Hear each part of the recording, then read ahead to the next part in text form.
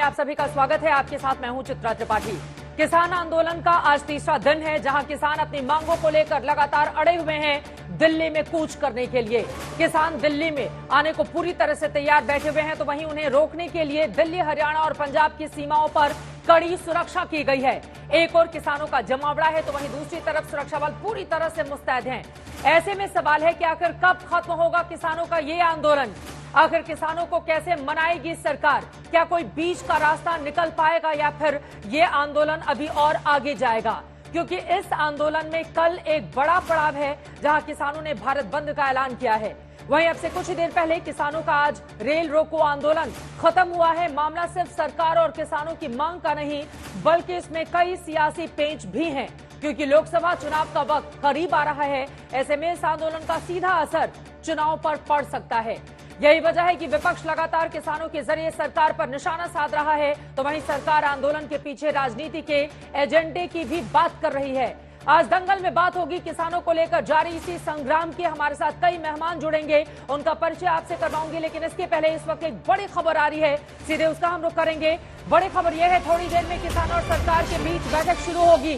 बैठक को लेकर तैयारी पूरी हो चुकी है। थोड़ी देर में किसान और सरकार के बीच ये बैठक शुरू होगी। बैठक चंडीगढ़ में शुरू होगी, जिसमें सरकार की ओर से कृषि मंत्री अर्जुन मुंडा, केंद्रीय मंत्री पीयूष गोयल और केंद्रीय मंत्री नित्यानंद राय शामिल हो रहे हैं। आंदोलन शुरू होने के बाद ये सरकार और किसानों के बीच तीसरी बैठक है। इससे पहले हुई 2 बैठक बेनतीजा निकली थी। ऐसे में आज की इस बैठक से कई उम्मीदें लगाई जा रही हैं। सरकार की ओर से क्या कदम उठाए जाएंगे, आपको बताते चले, सरकार ने आज बाकायदा पिछले 10 सालों में क्या कामकाज किए गए हैं किसानों के लिए, उसको गिनाती हुई भी नजर आई। लेकिन इन सब के बीच ये जो आंदोलन बड़ा रूप अख्तियार करता हुआ दिखाई दे रहा है, एक एक करके कई दूसरे किसान संगठन भी अब इसका हिस्सा बनते हुए चले जा रहे हैं। ऐसे में सरकार के सामने चुनौतियां कई हैं।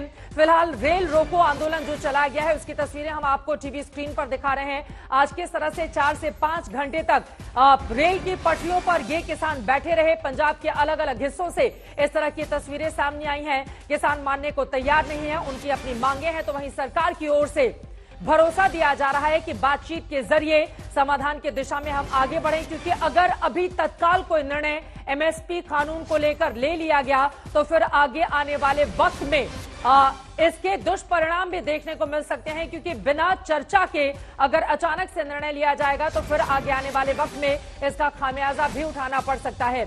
इन सब के बीच किलेबंदी की तस्वीरें भी टीवी स्क्रीन पर आपके सामने हैं। किसानों को रोकने के लिए शंभू बॉर्डर पर, अलग अलग बॉर्डर पर किस तरह की तैयारी की गई है। लेकिन इन सब के बीच थोड़ी ही देर में बैठक होने वाली है, जिसमें सरकार के 3 मंत्री शामिल होंगे। किसान और सरकार के बीच कैसे निकलेगा समाधान, इस पर चर्चा के लिए तमाम मेहमान हमारे साथ जुड़ रहे हैं, उनसे करेंगे चर्चा। लेकिन उसके पहले आज दिन भर किसानों को लेकर किस तरह की खबरें सामने आई हैं। किसान मानने को तैयार नहीं है। आज उन्होंने अपना आंदोलन और कैसे तेज कर दिया है, उसको बताती हुई हमारी रिपोर्ट देखिए।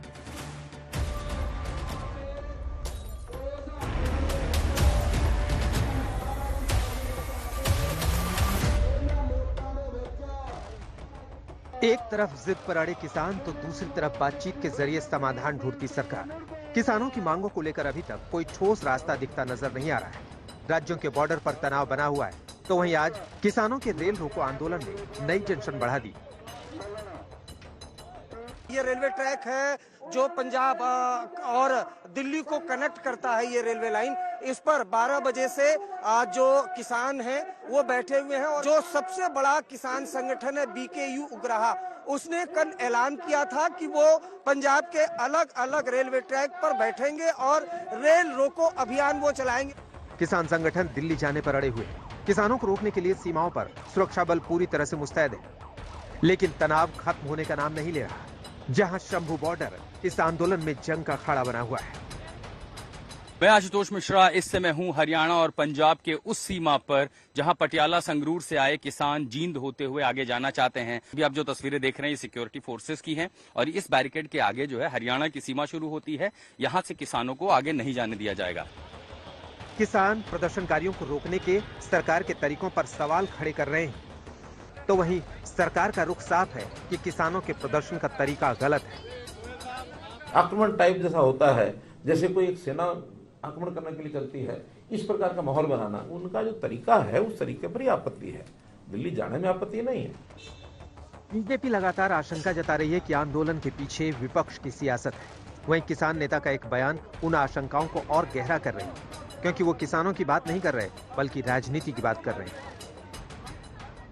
मोदी का ग्राफ बहुत मंदर दे करके ऊपर चढ़ गया, वो नुकसान वो ਇਹਦਾ ग्राफ डाउन किवें आ सकता है। मैं बहुत बारी ਜਦੋਂ मैं ਪਿੰਡਾਂ ਦੇ ਵਿੱਚ ਤਿਆਰੀਆਂ ਕਰਾਉਂਦਾ ਫਿਰਦਾ ਸੀ, ਬਹੁਤ ਵਾਰੀ ਲੋਕਾਂ ਨੂੰ ਇਹ ਕਹਿੰਦਾ ਸੀ ਕਿ ਮੌਕਾ ਬੜਾ ਥੋੜਾ ਹੈ, ਗ੍ਰਾਫ ਉਹਦਾ ਬੜਾ ਉੱਚਾ ਚੜਿਆ ਹੋਇਆ, ਦਿਨ ਸਾਡੇ ਕੋਲੇ ਥੋੜੇ ਹੈ, ਕੀ ਅਸੀਂ ਇਹਨੇ ਥੋੜੇ ਦਿਨਾਂ ਦੇ ਵਿੱਚ ਗ੍ਰਾਫ ਇਹਦਾ ਡਾਊਨ ਕਰ।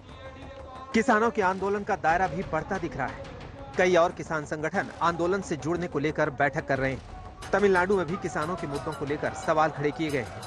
तो वहीं भारतीय किसान यूनियन टिकैत की ओर से भी कहा गया है कि अगर सरकार ने अड़ियल रुख रखा तो वो भी दिल्ली कूच करेंगे।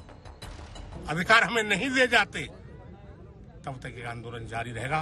समय रहते हुए वार्ता द्वारा भुगति सुलझाने का प्रयास नहीं किया गया तो दिल्ली दूर नहीं है, हमारे ही भाई हैं। हमने कहा है कि सरकार को जितनी खरीद करनी है वो उतनी खरीद करें। सरकार पे 1 रुपए का बर्डन नहीं है। जो व्यापारी सस्ते में खरीद करता है वो एमएसपी से नीचे पे खरीद ना करें। अब सवाल ये कि क्या बातचीत के जरिए किसानों की मांगों को पूरा करना इतना आसान है, क्योंकि एमएसपी को लेकर जो मांग किसान कर रहे हैं उसमें कई दांवपेच हैं। अगर सरकार किसानों की मांगों के आधार पर एमएसपी गारंटी कानून लागू कर देती है तो सरकार का दिवालिया निकल सकता है, क्योंकि सरकार पर सालाना करीब 10 लाख करोड़ का अतिरिक्त व्यय पड़ेगा। इस रकम को अगर दूसरे तरीके से समझें तो इस बार अंतरिम बजट के लिए सरकार ने 11.11 लाख करोड़ का बजट बुनियादी ढांचे के लिए रखा है। दूसरी परेशानी समझिए, अलग अलग राज्यों में पैदावार के हिसाब से फसलों की कीमत होती है और यही एमएसपी के फॉर्मूले के रास्ते का सबसे बड़ा रोड़ा है। सरकार 23 फसलों पर कानून गारंटी लेकर आती है तो अन्य किसान भी अपनी फसलों पर एमएसपी की मांग के साथ उतर सकते हैं, जो सरकार के लिए बड़ा टेंशन है। इस तरीके से कोई निर्णय नहीं लिया जा सकता है जिससे कि बाद के दिनों में सबके लिए बगैर सोची समझी स्थिति के बारे में लोग आलोचना करें। मामला किसानों का है, वक्त लोकसभा चुनाव का है। ऐसे में एक खेल वोट बैंक पर भी अटका हुआ है। जिस कांग्रेस ने यूपीए सरकार के वक्त किसानों को C2+50% के फॉर्मूले को लागू करने से इनकार कर दिया था, आज वो किसानों की इस मांग को सरकार आने पर लागू करने का वादा करती है। मोदी सरकार को किसान विरोधी बताती है। और ये सरकार बिल्कुल साफ है, ये चंदादाताओं का सम्मान करते हैं, अन्नदाता को सम्मान नहीं करते हैं। चंदादाता का सम्मान और अन्नदाता का अपमान। इस तरह से आंदोलन कर रहे एमएसपी के लिए भारतीय जनता पार्टी का सरकार का एक भी नेता सामने आकर नहीं बोल पा रहा है। ड्रोन को इस्तेमाल करके किसानों के ऊपर टियर गैस शेल फेंक रहे हैं। क्या किसान इस देश के दुश्मन हैं? तमाम सियासत के बीच सरकार और किसान के बीच बातचीत के जरिए रास्ता निकालने की कोशिश जारी है, लेकिन सवाल ये कि आखिर सरकार किसान को कब तक मनाने में कामयाब रहेगी? सुलह का कौन सा फॉर्मूला निकलेगा? किसान कब ये आंदोलन खत्म करेंगे? शंभू बॉर्डर से अरविंद ओझा और आशुतोष मिश्रा के साथ आज तक ब्यूरो। सरकार और किसानों की बैठक में क्या कोई फॉर्मूला आज निकल पाएगा? थोड़ी देर में बैठक शुरू होने वाली है, इसी पर करेंगे चर्चा। खास मेहमान हमारे साथ जुड़े हुए हैं, उनके साथ बड़ी बहस करने वाले हैं चौधरी राम कुमार वालिया जी, आप प्रेसिडेंट हैं इंडियन किसान यूनियन के। स्टूडियो में हमारे साथ जुड़े हुए हैं डॉक्टर बीरपाल सिंह जी, आप कृषि मामलों के जानकार हैं और किसान भी हैं, आप भी हमारे साथ जुड़े हुए हैं। भूपेंद्र रावत जी स्पोक्स पर्सन है भारतीय किसान मजदूर संयुक्त यूनियन के, हमारे साथ स्टूडियो में मौजूद हैं। डॉक्टर आरएस परोड़ा साहब जो कि फॉर्मर डीजी हैं आईसीएआर के, वो भी हमारे साथ हैं। मेजर सिंह पूनावाला जी लीडर हैं संयुक्त किसान मोर्चा के, टीवी स्क्रीन पर आपको दिखाई दे रहे हैं। अनुज सिंह जी लीडर हैं भारतीय किसान यूनियन के, वो भी हमारे साथ जुड़ चुके हैं। आप सभी से चर्चा की मैं शुरुआत करूं उसके पहले बड़ी खबर अपने दर्शकों को दे दें। सरकार और किसानों के बीच बातचीत बस शुरू होने वाली है, इसके बारे में और ज्यादा जानकारी के साथ हमारे दो सहयोगी इस वक्त हमारे साथ जुड़ चुके हैं। बैठक के लिए किसान नेता चंडीगढ़ पहुंच चुके हैं, पीयूष गोयल, अर्जुन मुंडा और नित्यानंद राय के साथ ये बैठक कुछ ही पलों में शुरू होने वाली है। मनजीत सहगल हमारे संवाददाता जुड़ चुके हैं हमारे साथ, अरविंद ओझा भी हमारे साथ शंभू बॉर्डर से जुड़े हुए हैं। मनजीत, सबसे पहले आपका रुख करते हुए कितनी देर में ये बैठक शुरू होने वाली है, क्या जानकारी मिल रही है?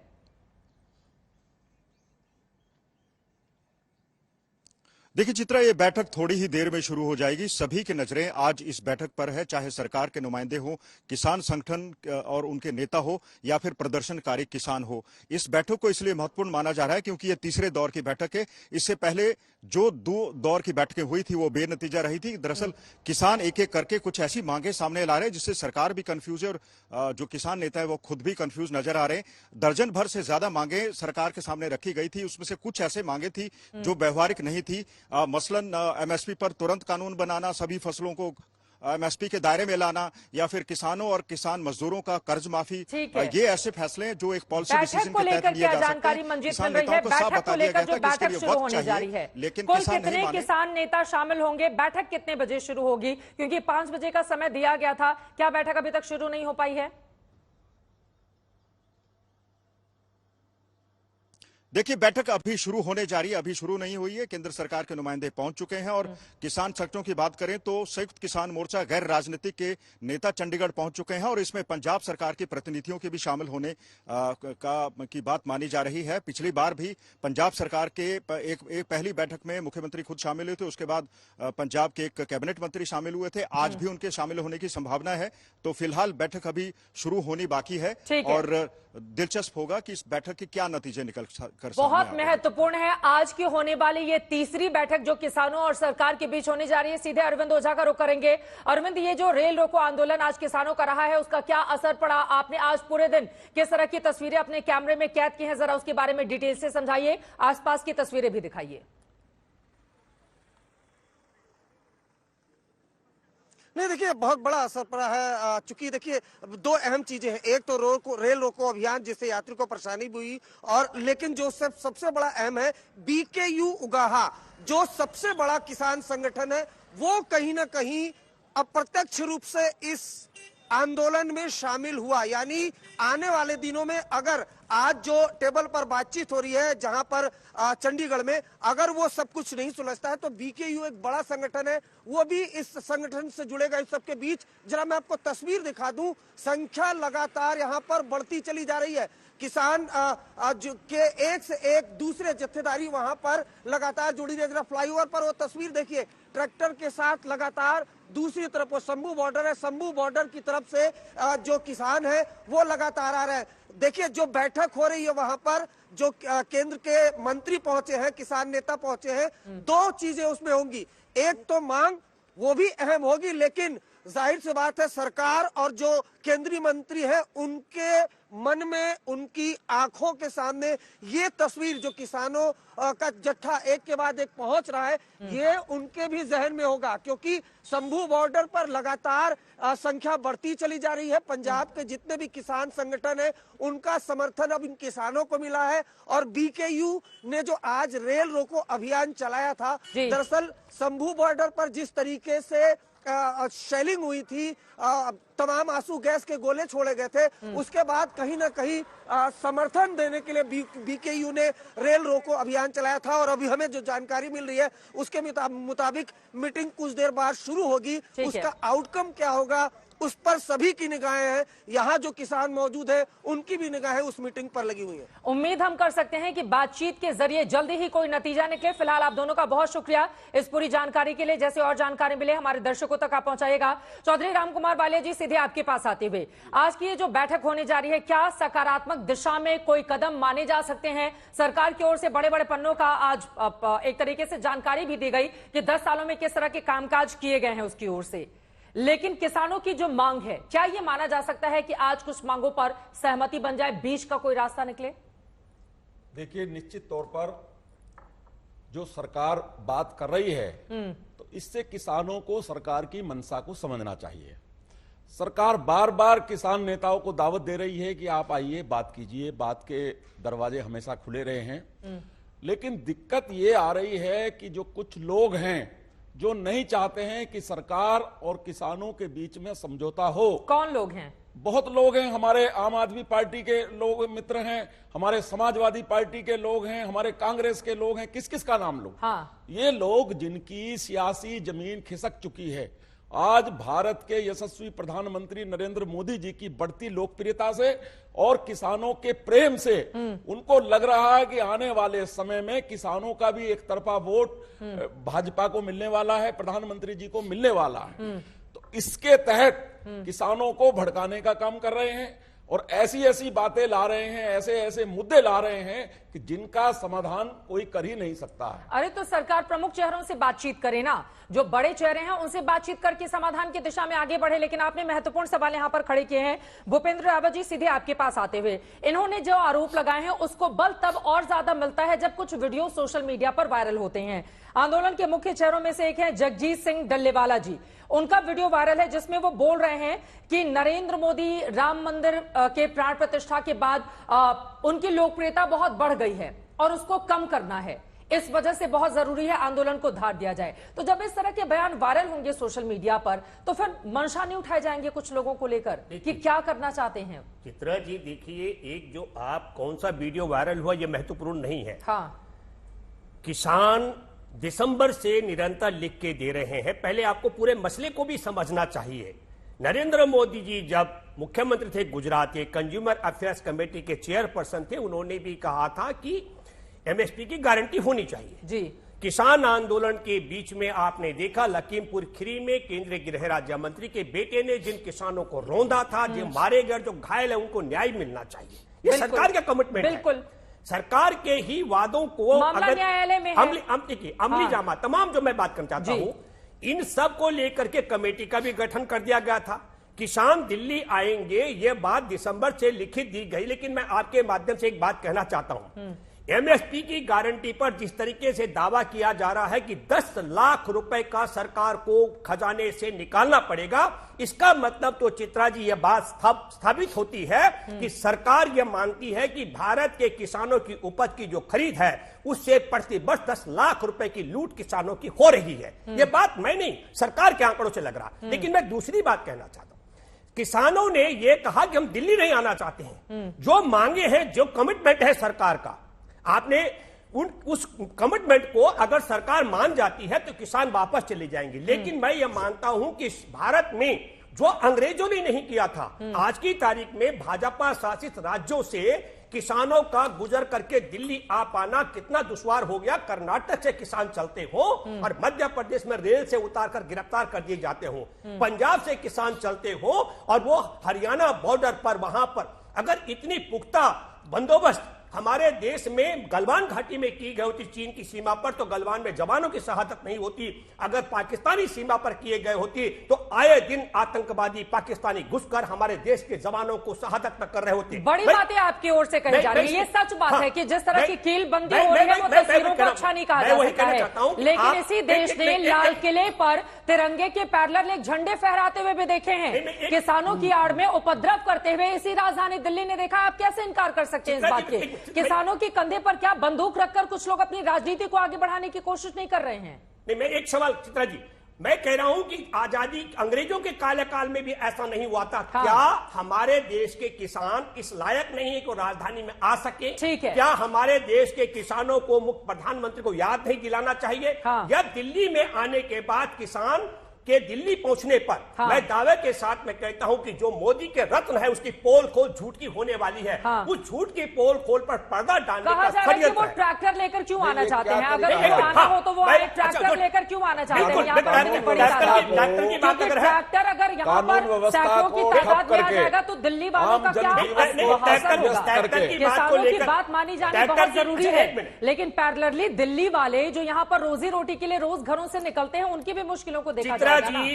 जो मध्य प्रदेश में गिरफ्तार किए गए कर्नाटक के किसान, वो रेल की बोगी में आ रहे थे। हाँ। ये झूठ फैलाना बोले वीरपाल सिंह जी, वो रेल की बोगी में आ रहे थे, उनको गिरफ्तार करवा लिया गया। देखिए दिल्ली का अपना प्रोड्यूस कुछ नहीं है, सारा माल पास के जो हमारे प्रदेश है वहां से आ रहा है। तो कितनी महंगाई बढ़ गई 2 दिन में। आप देखिए मंडी में जाकर के किसान भाइयों को, जब कृषि मंत्री जा रहे हैं हमारे दूसरे दूसरे 2 मंत्री और जा रहे हैं, किसान भाइयों के बैठ कर अपनी बात कर रहे हैं। 2 दौर की बात हो चुकी है, लेकिन तीसरे दौर में उठ के बात करने वाला ने तीसरे दौर में उठ के चले गए बीच में बैठक के। ये कौन सा तरीका है भाई? जब तक आप टेबल पर नहीं बैठोगे, किसान भाई सभी मंत्री के साथ में जो भी किसान होने प्रतिनिधि में बैठ के डिस्कस नहीं करेंगे, तब तक कैसे मसला हल होगा? आप अपने मन में कहते रहिए।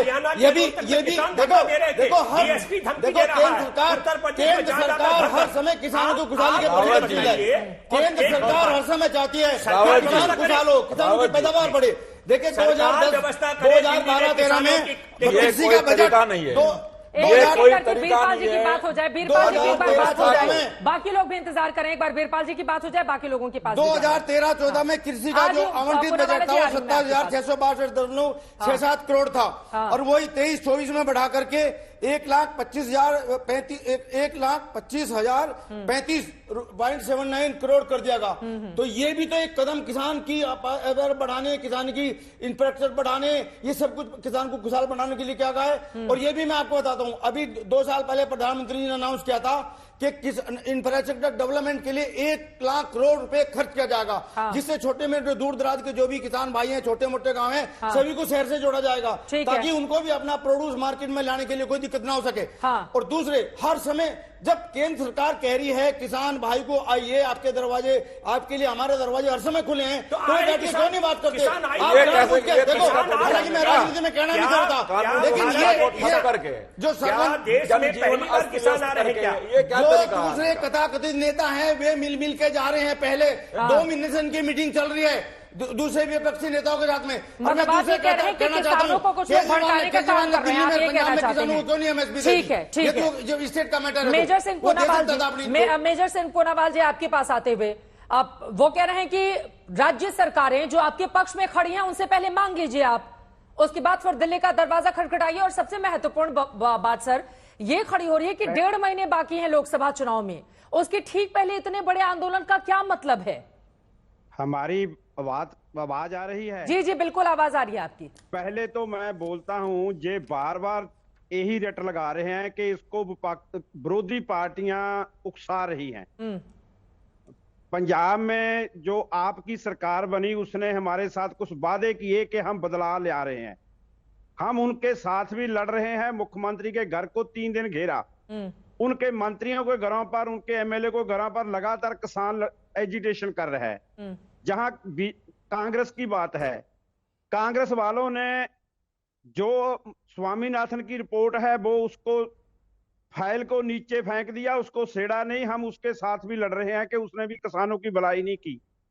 बीजेपी जब 14 को पंजाब में नरेंद्र मोदी जी आए, उसने बोला पंजाब के किसानों हमें वोट दो, मैं आपको एमएसपी दूंगा, मैं आपके 2 करोड़ लोग नौजवानों को रोजगार दूंगा, 15 लाख को हरेक के खाते में डालूंगा। सभी राजनीतिक पार्टियों ने किसानों के साथ सल किया। एक तो मैं ये कहना चाहता हूं कि हम किसी पार्टी की सपोर्ट नहीं करते, जैसे दूसरा है कि उनके साथ नहीं लड़ते, हम उसके साथ भी लड़ते हैं जो उनके अधिकार क्षेत्र में आता है। एमएसपी वाली बात जो बोलते हैं कि इतना बोझ पड़ेगा, हम तो इतनी बात ही कहते हैं कि सरकार जो 23 फसलों का रेट ऐलानती है, उनका प्राइस ऐलानती है, उस पर खरीदा जाए, उसको कम ना खरीदा जाए। व्यापारी खरीदता है, उसको बोले कि उस पर कम नहीं खरीदा जाएगा। ये राट लगाते हैं कि इससे महंगाई बढ़ जाएगी। मैंने टीवी पर पहले भी सुना जी, प्याज हमें 2 रुपए किलो खरीदा गया, 100 रुपए किलो बेचा जा रहा है। ऐसे आलू हमें 2 रुपए किलो खरीद के 50 रुपए किलो बेचते हैं। सरसों खरीदी 200 रुपए किलो, 200 रुपए लीटर उनका तेल बिक रहा है। दालें कैसी महंगी कितनी बिक रही हैं। ये सभी सरकारें व्यापारी की हिमायत करती हैं, किसानों को लूट रही हैं। हम तो जो दिल्ली आने की बात नहीं, 2 साल पहले दिल्ली से वापस आए थे, उन्हीं मांगों पर सरकार ने हमें लिखती जो वादा किया था उनकी बात ही करते हैं। सरकार ने 2 सालों में कुछ नहीं किया। तो आपका कहने का मतलब ये है कि अब चूंकि इलेक्शन आ गया है सिर पर, और अगर वहां बातें नहीं मानी गई तो इलेक्शन में आप उनको चैलेंज देने के लिए, मतलब इससे क्या ये मतलब निकाला जा सकता है? हम नहीं, हमारी बात सुनिए। हम जो दिल्ली आने का फैसला है आज से 1.5 महीना पहला बोल दिया था जी, जब सरकार के गवर्नरों ने ही मांग पत्र दिए, डीसी राही देश के राही मंग पत्र भेजे, बार बार उनको बेनती की केंद्र की सरकार को कि आपने किसानों के साथ 9 दिसंबर को जब वापस हम दिल्ली से आए थे वादा किया था उनको पूरा किया जाए। सरकार ने हमारी बात नहीं सुनी। किसानों ने क्या, हम दिल्ली आएंगे, आज से लगभग 40 दिन पहलों का ऐलान है, उस हमने तो रुके नहीं। सरकार ने प्रबंध करना किया हरियाणा की ने कि हम आने नहीं देंगे। हजारों गोले किसानों पर बरसाए जा रहे हैं। किसानों ने क्या नुकसान किया है, दिल्ली बैठकर भी पहले 13 महीनों में नहीं किया। जो बोलते हैं कि दिल्ली में आएंगे, ट्रैक्टर क्यों लेकर आते हैं, हमारे पास तो ठीक है सर। अब मैं बाकी लोगों की भी टिप्पणी ले लेती हूँ जी। हम कहाँ, क्या गाड़ी कहाँ से लेके आए? हाँ ठीक है, आपकी बड़ी बात है, बड़ी बात आपकी ओर से कही गई। आर एस परोदा साहब, मैं फौरन आपके पास आ रही हूँ। एक बार अनुज जी की मैं जल्दी से यहाँ पर एक प्रतिक्रिया ले लेती हूँ। अनुज जी, अब बार बार ये भी पूछा जा रहा है ना, चूंकि राजनीतिक दलों की भी इसमें भागीदारी बढ़ती हुई चली जा रही है, तो ऐसा लग रहा है कि इलेक्शन नजदीक है, कई राजनीतिक दल ऐसा तो नहीं कि किसानों के कंधे पर बंदूक रखकर अपनी राजनीति को आगे बढ़ाना चाहेंगे और आपके जो मुद्दे हैं वो कहीं गौर ना हो जाएं। फिलहाल आज की बातचीत से किस तरह की उम्मीद कर रहे हैं आप लोग? देखिए, बातचीत से ही हल निकलेगा ये कंफर्म है, लेकिन सरकार बातचीत से हल निकालना नहीं चाहती। सरकार सिर्फ और सिर्फ गुमराह करना चाहती है। आपने कहा कि कुछ राजनीतिक दल किसानों के कंधे पे बंदूक रख के चलाना चाहते हैं। सबसे ताकतवर भाजपा है क्योंकि सरकार में बैठी है, तो भाजपा ही किसानों के कंधे पे बंदूक रख के चला ले। चुनाव का समय भी है, क्यों नहीं चला रही है भाजपा? सिर्फ आरोप लगाना, इस देश का विपक्ष ही तो मर गया है, तभी तो किसानों को इतनी दिक्कत हो रही है। अगर विपक्ष मजबूत रहता, विपक्ष लड़ता अगर संसद के अंदर और हर जगह विधानसभा के अंदर, तो किसानों को इस तरीके की दिक्कत ही नहीं होती। किसानों को दिक्कत इसीलिए कि देश में विपक्ष खत्म हो गया, तानाशाही पनपने लगी है, इसीलिए किसानों को दिक्कत है। किसानों ने अभी तक प्रदर्शन शुरू नहीं किया, किसान तो अभी दिल्ली जा रहे हैं। और ट्रैक्टर से इतने ऑब्जेक्शन क्यों है भाई? हमारे पास कोई हवाई जहाज है, कैसे जाएंगे? या तो घोड़े टांगे से जाएंगे, आज के समय में ट्रैक्टर था, पहले बैल से जाते थे। जब वोट क्लब पे 87 का आंदोलन महेंद्र सिंह टिकैत जी ने किया, बाबा जी ने, तो क्या हम लोग बैलगाड़ी से नहीं गए? उस समय बैलगाड़ी का साधन था, बैलगाड़ी से गए। आज ट्रैक्टर का साधन है, ट्रैक्टर से जा रहे हैं। कल को हमारी हालत सुधरेगी, हमारी दशा दिशा अनुज जी, लेकिन आप जिस दादाजी की बात कर रहे हैं, उनके वक्त में इधर लाल किले में इस तरह का जो स्थिति हमने देखी थी, उसको अब जिस भी शब्दों से नवाजा जाए, कम से कम वो तो नहीं था। लेकिन हमने बहुत ज्यादा वक्त तो नहीं हुए, सबकी आंखों के सामने वो दृश्य है कि भारी तादाद में कुछ अराजक तत्व किसानों का फायदा उठाकर कैसे उसमें दाखिल होते हैं। अब जवानों को अपनी जान बचाकर, महिला जवानों को अपनी जान बचाकर छलांग लगानी पड़ी थी, वो अभी भी हमारी आंखों के सामने है। मैं वहीं पर थी, लाल किला के पास ही। बिल्कुल चित्रा जी, एक मिनट मैं आ रही हूँ। आर एस परोदा जी भी, अनुज की बात हो जाए, वो किसानों की बात रख रहे हैं, एक बार उनकी बात हो जाए सर प्लीज। चित्रा जी, जिस लाल किले की बात बार बार लोग कहते हैं, उस लाल किले में आप बता रहे हैं कि किसानों के बीच में कुछ जो है गलत लोग घुस गए थे जिन्होंने हिंसा फैला दी। तो ये बात तो स्पष्ट है कि किसानों ने हिंसा नहीं फैलाई, गलत लोग जो घुसे थे उन्होंने हिंसा फैलाई। बिल्कुल। आखिर इस चीज की जांच सुनिए, इस चीज की जांच कौन करेगा? इस चीज की जांच सिक्योरिटी एजेंसियों ने किया। आप बताइए कि जो चार्जशीट लगी लाल किला हिंसा की, उसमें किसी भी एसपीएम के नेता को क्या आरोपी बना के दोषी बनाया गया? आरोपी सब थे, लेकिन सब के सब दोष मुक्त हुए। और कहीं अगर सुरक्षा में चूक होती है, कहीं कोई गलत लोग घुसते हैं, तो उसके लिए देश की सिक्योरिटी एजेंसी खड़ा। बिल्कुल सर, आपकी बात सही है। एक बार जी, आपकी बात सही है। मैं इस सवाल पर आऊंगी। बिल्कुल सर, आपने वाजिब सवाल पूछा। एक बार अनुज जी, हाँ अनुज जी बोले। देश की सिक्योरिटी एजेंसियों का फेलर था लाल किला हिंसा। किसान सीधा साधा था, जानबूझ के भाजपा के लोगों ने, आरएसएस के लोगों ने किसानों के भेष में अपने लोगों को भेजा लाल किला पे। आपको पता है जितनी समय वहाँ आंदोलन 13 महीने का चला, तो सर आप ही लोग पकड़ लेते, जो वहाँ पर किसान गए थे, जो भी अराजक तत्व थे, उनको आप लोग ही पकड़ लेते। हाँ, स्पष्ट हो रहा है कि अगर हम लोग इस लायक रहते, अगर हम इतने सक्षम रहते कि हम जो हमारे बीच में कुछ घुसपैठिए सरकार घुसे देगी, जिनका सरकार को संरक्षण रहेगा, उनको किसान कैसे पकड़ सकता है? ठीक है, आपकी ओर से बड़े आरोप लगाए जा रहे हैं। ठीक है, आपकी ओर से बड़े आरोप लगाए जा रहे हैं। आर एस परोदा साहब, अब मैं सीधे आपके पास आते हुए, एमएसपी को लेकर ये जो मांगे हैं, क्या वास्तव में ये व्यवहारिक हैं पूरी तरीके से? क्या सरकार को इस दिशा में कदम उठाना चाहिए, या फिर क्या स्थिति आप इस पूरे मामले में बनते हुए देख रहे हैं? चित्रा जी, एमएसपी आज की बात नहीं है, सन 65 से लागू हुई थी और ये अब तक किसानों को दी जा रही है और हर वर्ष कुछ ना कुछ जो है पैदा के लिए अधिक जो वैल्यू उसकी बढ़ा करके एमएसपी की जो अनाउंसमेंट किया जाता है। हरित क्रांति के जो हमारे प्रदेश के किसान हैं, इनकी अगर कोई डिमांड अभी भी है और जो पहले भी थी, जब पिछली बार इन्होंने आंदोलन किया तो इनकी मांग यही थी कि जो एमएसपी है उसको कानूनी दर्जा दिया जाए। उसके बारे में सरकार ने एक कमेटी भी बनाई। कमेटी आज 18 महीने से कार्य कर रही है, उनकी 36-37 मीटिंगें हो गई हैं, पर कमेटी की जो टर्म्स ऑफ रेफरेंस है उसमें कानूनी दर्जे को देने का एमएसपी के लिए कोई प्रावधान नहीं रखा गया है। तो उसमें यही है कि इसको किस तरह से इफेक्टिव और पारदर्शक बनाया जाए। तो कानूनी बात लाने की जो डिमांड है किसानों की, इसको हमें संवेदनशील होकर के सोचना चाहिए, क्योंकि अगर किसान की आमदनी की सरकार दूनी की बात करती है, एक तरफ हम इनको जो है कृषि के लिए उनको 6-6 हज़ार रुपये भी किसानों को दे रहे हैं उनकी 3-3 किस्तों में, तो भारत सरकार भी चाहती है कि किसानों का फ़ायदा हो और किसान चाहते हैं कि उनको बाज़ार में उनकी कीमत मिले। अब प्रोक्योरमेंट है, पिछले 3 साल में प्रोक्योरमेंट गेहूं और धान ही ज़्यादा होता है पंजाब और हरियाणा में, और किसानों की जो आमदनी है वो उसी पे डिपेंड करती है। तो ये प्रोक्योरमेंट भी पिछले 3 सालों में एक तरफ तो गेहूं और धान की पैदावार बढ़ी, 250 मिलियन टन हो गया, 114 वीट का और 135 जो है वो धान का, और उधर हमारी प्रोक्योरमेंट है वो कम से कम 5 से 7 मिलियन टन पिछले 3 सालों में कम हो गई। तो एक तरफ हम हमारे सारे विश्व में हम अपनी तारीफ करते हैं कि हमारे पास नेशनल फूड सिक्योरिटी एक्ट है, जिसमें हम जो है गरीबों को 67% लोगों को हम अनाज मुफ्त दे रहे हैं, और उसको देने के लिए प्रोक्योरमेंट तो ज़्यादा करना होगा।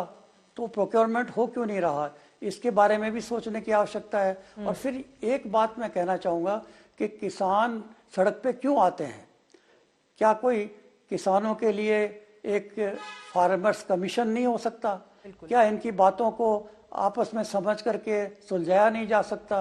वो मैं ये तो नहीं समझता कि ये कोई क्रिमिनल्स हैं। तो अगर ये अपने डिमांड लेके आ रहे हैं तो और सरकार उनसे बात कर रही है, तो हमें ये सोचना है कि कानूनी दर्जा वो यही कह रहे हैं कि भाई जो एमएसपी हो उससे नीचे जो वैल्यू किसान को ना मिले, ये एक एश्योरेंस दी जाए। अब हमने गन्ने में भी तो चीनी की कीमत 32 रुपये कर दी थी, वो भी तो सरकार ने की है। तो 32 रुपये से नीचे बाजार में कोई नहीं खरीदता। तो गेहूं और धान के लिए भी कुछ सोचा जा सकता है, और इसको हमें संवेदनशील होकर के देखना होगा, इसका सॉल्यूशन निकालना होगा, बजाय इसके क्या हो सकता है सॉल्यूशन? सर, आप परोदा साहब, आप जिनके पूर्व डीजी हैं आईसीआर के, मुझे लगता है कि आप थोड़ा ज्यादा बेहतर बता पाएंगे। यहाँ पर देखिए, एक तरफ किसानों की भी मांगे हैं, दूसरी तरफ सरकार के अपने तर्क हैं। क्या हो सकता है फॉर्मूला? इसका सॉल्यूशन मैंने एक कमेटी की चेयरमैनशिप में भारत सरकार को सुझाव दिया है कि जिस तरह से ये कृषि को हम कहते हैं कि ये एक स्टेट सब्जेक्ट है और हर स्टेट अपना अपना डिसाइड करे, पर ऐसी जो प्रॉब्लम्स हैं, जैसे कीमत की बात है, पानी जो है एक देश में ज़्यादा है दूसरे में नहीं दिया जाता, और फर्टिलाइजर को हम एक प्रदेश से दूसरे में देते हैं। तो जिस तरह से जीएसटी का कमीशन बना है, इसी तरह से एक एग्रीकल्चर के ऊपर भी वेलफेयर का कमीशन जो है प्रधानमंत्री जी की अध्यक्षता में बनाया जाए, और एक किसानों के लिए हम जो है जो एक तरह का, जिस तरह हर तरह से आपका बैकवर्ड क्लास का भी एक आयोग है, शेड्यूल कास्ट का भी आयोग है, किसानों का आयोग क्यों नहीं हो सकता? बिल्कुल बिल्कुल, ताकि इनकी बातें की जाए, इनकी प्रॉब्लम्स को समझा जाए। ये बड़ी बात आपकी ओर से कही गई है और हम उम्मीद भी कर सकते हैं। इसके पहले कि पूनावाला जी मैं फौरन आपके पास आऊं, जल्दी से दिखा देते हैं सरकार की ओर से क्या क्या बातें यहां पर सामने रखी गई हैं और आज समझाने की कोशिश की गई है। एक बार सरकार का पक्ष, क्योंकि बैठक भी जैसे शुरू हो गया, हमें जानकारी मिलेगी, अपने दर्शकों को दिखाएंगे। एक और सरकार किसानों के साथ बातचीत के जरिए हल निकालने की कोशिश में लगी हुई है, तो वहीं किसानों को यह भरोसा देने की कोशिश की जा रही है कि सरकार ने उनके लिए कई काम किए हैं। आज सरकार की ओर से किसानों के लिए किए गए पिछले 10 साल के कामकाज का ब्यौरा दिया गया है, जिसमें सरकार ने क्या क्या दावे किए हैं हम आपको दिखा रहे हैं। किसानों की मांग को ध्यान में रखते हुए तीनों कृषि कानून रद्द कर दिए गए। खुद प्रधानमंत्री ने सामने आकर तीनों कृषि कानून रद्द किए जाने की घोषणा की। गेहूं, कपास, धान को सरकार किसानों से पूरे पैसे देकर खरीदती है। किसानों के बजट में 5 गुना का इजाफा किया गया है, यह बताने की कोशिश सरकार की ओर से की जा रही है। बुनियादी सुविधा के लिए निवेश में इजाफा किया गया है। पीएम किसान समृद्धि केंद्र की स्थापना की गई है। उर्वरक उत्पादन और सब्सिडी में भी बढ़ोतरी की गई है।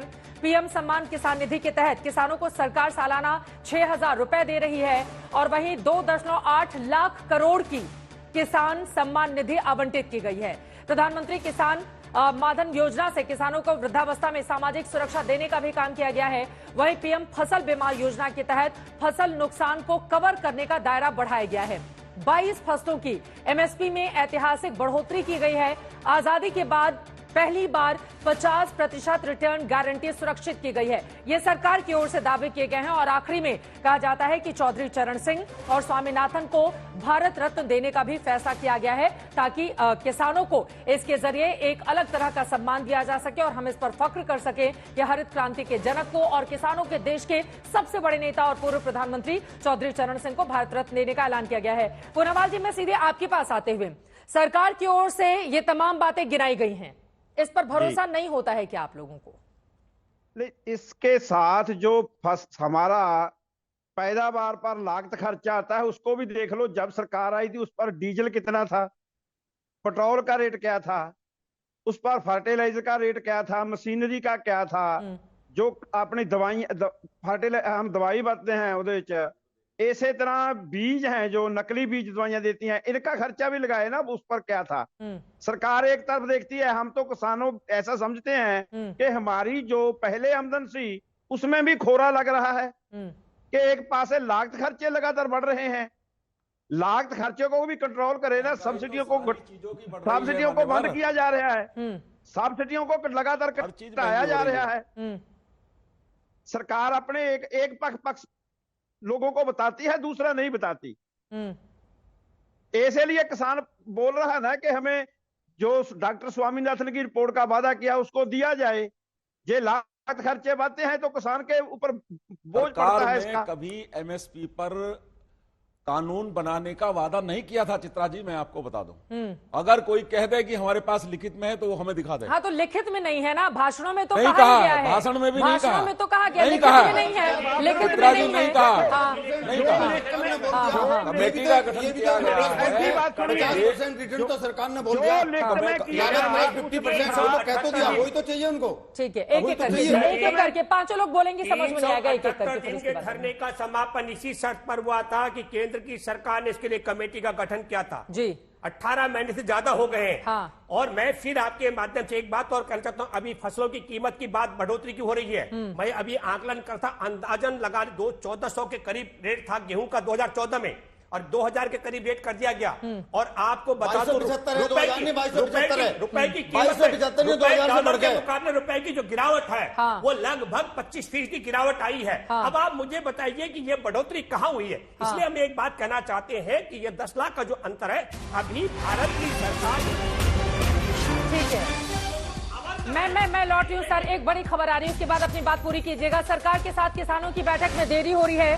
5 बजे का समय मुकर्रर किया गया था, 5:35 हो चुके हैं, यानी कि आधे घंटे से ज्यादा का वक्त गुजर चुका है, लेकिन अभी तक की जो जानकारी हुई है, बैठक शुरू नहीं हुई है। अब इस देरी के पीछे क्या वजह है, हमारे जो संवाददाता ग्राउंड पर हैं वो इसके बारे में ज्यादा जानकारी देंगे, क्योंकि आज बहुत ज्यादा उम्मीद की जा रही है कि कम से कम तीसरे दौर की इस वार्ता के जरिए कोई बीच का समाधान निकले और किसान भाई ये जो बाहर बैठे हुए हैं वो अपने अपने घरों को वापस लौटें। समाधान किस दिशा में आगे बढ़ेगी, ये बड़ा सवाल इस वक्त बना हुआ है। लेकिन 5 बजे जो बैठक होनी थी, सरकार के साथ किसानों में फिलहाल जो बैठक होनी थी उसमें देरी हो रही है। वीरपाल जी, उनकी बातों पर आपकी प्रतिक्रिया। देखो चित्रा जी, मैं बताना चाहूंगा, सरकार, वर्तमान सरकार किसानों की खुशहाली के हर समय प्रयत्नशील है। देखो 2013-14 में हमारे देश का सिंचित क्षेत्रफल लगभग 36% था, जो आज 51% हो गया। तो सिंचाई किसान के लिए एक ऐसा पानी है, ऐसा साधन है कि यदि किसान को समय पर सिंचाई मिलेगी, इसका मतलब उसकी पैदावार बढ़ेगी, उसकी खुशहाली बढ़ेगी। अच्छा, अब माताओं प्रोक्योरमेंट जो कह रहे थे, अभी बात चल रही थी, 2014-15 में 761.4 लाख मीट्रिक टन से बढ़ाकर 2022-23 में 1062.69 लाख मीट्रिक टन दर पर पहुंच गई, जिसका लाभ 1.6 लाख करोड़ किसानों को मिला। बट इतनी बड़ी तादाद में किसान आ रहे हैं, उनको क्यों नहीं समझा पा रहे हैं आप लोग? ये भी तो सवाल है ना। वो किसान नहीं समझना चाह रहे। मैं फिर भी कह रहा हूं आपको, जब सरकार टेबल पर बैठ रही है और आपको बैठा रही है, अरे भाई आइए बैठिए, आप डिस्कस करिए और एडामेंट से छोड़िए। राम कुमार जी, कहाँ दिक्कत हो रही है? आप लोग क्यों नहीं समझा पा रहे हैं? बढ़कर बैठ जाएंगे, नहीं बैठने चाहिए। ठीक है। पहली सरकारों में कृषि के बजट बहुत कम होते थे। आज लगभग 1,70,000 करोड़ का कृषि का बजट है, जो किसानों के कल्याण में लगना है। अगर किसान भाई आंदोलन करेंगे तो वो बजट कैसे लगेगा? एक बात, अपनी बात को कहने का एक तरीका होता है। हमारी इंडियन किसान यूनियन भी किसानों का भला चाहती है। हमने उत्तराखंड के मुख्यमंत्री जी से निवेदन किया कि गन्ने का समर्थन मूल्य बढ़ना चाहिए। हमने कहा था 50 रुपए बढ़ाओ, लेकिन उन्होंने 25 रुपए बढ़ाया। हमने यूपी की सरकार से निवेदन किया, उन्होंने भी 20 रुपए बढ़ाया। तो अब अगर हमने 50 रुपए की मांग की थी, 20 रुपए बढ़े हैं, तो हम क्या रास्ते रोकने लगे? ये तो कोई तरीका नहीं ना। क्या है तरीका? फिर तरीका ये है, हम संघर्ष करेंगे उसके लिए। हम 50 रुपए कराने के लिए संघर्ष करेंगे, जो हमारा संघर्ष का तरीका है।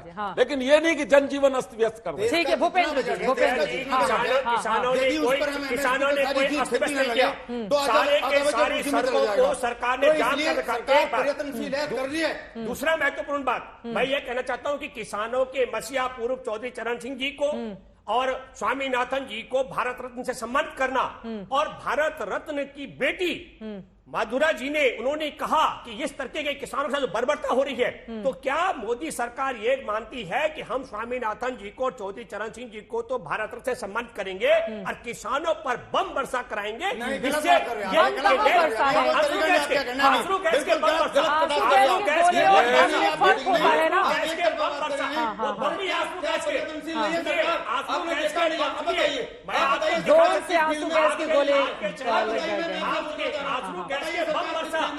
हम ये कह रहे हैं, सरकार रसम जा रही है, सरकार रसम जा रही है, हम किसानों को खुशहाल बनाएं। कैसे हमारा देश का किसान खुशहाल होगा, ताकि उसके ध्यान से नहीं बढ़े।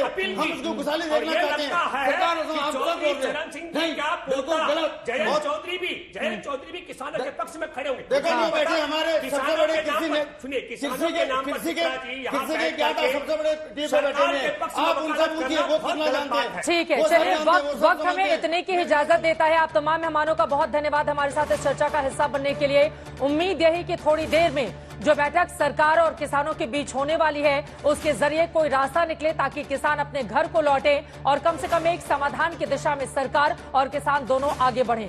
इसी उम्मीद के साथ दंगल में अभी के लिए बस इतना ही। देश और दुनिया की तमाम खबरों के लिए आप देखते रहिए आज तक।